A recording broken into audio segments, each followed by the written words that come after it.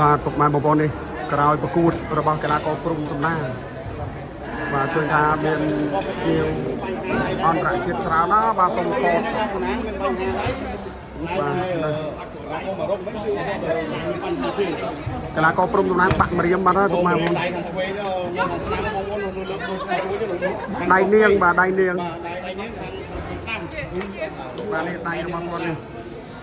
ណាឆ្នាំមែនដៃនាងដៃនាងបាទដៃរបស់គាត់ណាងបាទ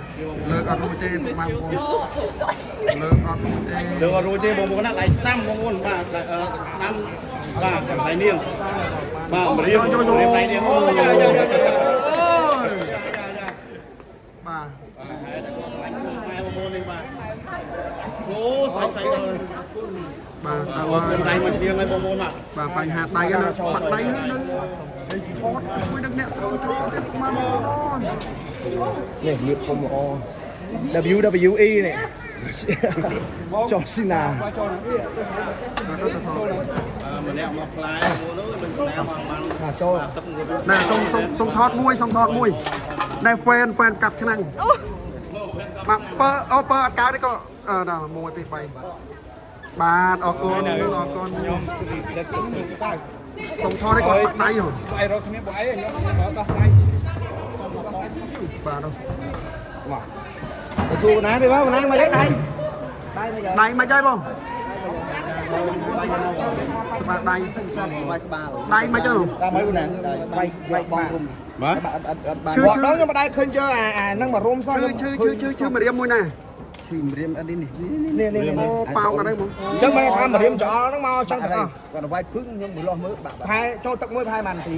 ប្រហែលជាពាក់កណ្ដាលទឹកគេតតដៃក៏មិនដែរខ្ញុំវាយក្បាលគាត់តែលេងវាយក្បាលគេ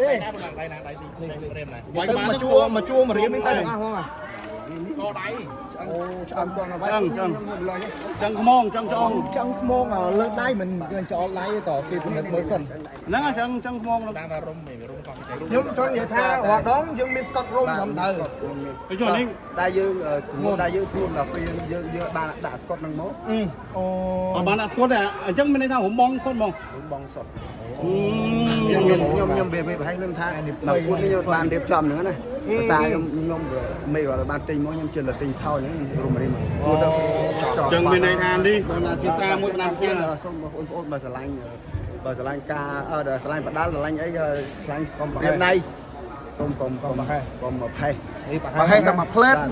បើនៅប្រទេសជិតខាងយើងបើអត់បិទស្កុតក៏ឲ្យវាយដោយសារខ្លាចបាក់ដៃ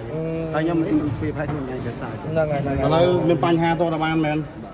តែមិនដៃគូរបស់យើងក៏មានបញ្ហាជើងដូចគ្នាហ្នឹងដោយសារអីអូវាយទាត់ពូណាទាត់ទៅគាត់រ៉ាប់យើងសងគាត់អត់វាយរត់ដូចម្នាក់មុនទេហ្នឹងហើយបាទគាត់ទៅប៉ោងថ្មហ្នឹងដែរបើមិនបើខាងដៃគូអត់បន្ទប់ទេពូណានៅវាយខ្ញុំធ្វើយ៉ាងម៉េចបើជិះដៃខ្ញុំនៅវាយទៀតនៅទៅវាយទៅចុកទៅអូបាទចិត្តមែនបងប្អូនបាទអីចឹងឲ្យបងណាសម្រាប់ចុះហ្នឹងហើយអរគុណចុកឲ្យបងចៅដើមចុកបាទទៅបាទហើយបាទនេះបាទបញ្ហាដៃបាទហើយពុកម៉ែបងប្អូនណា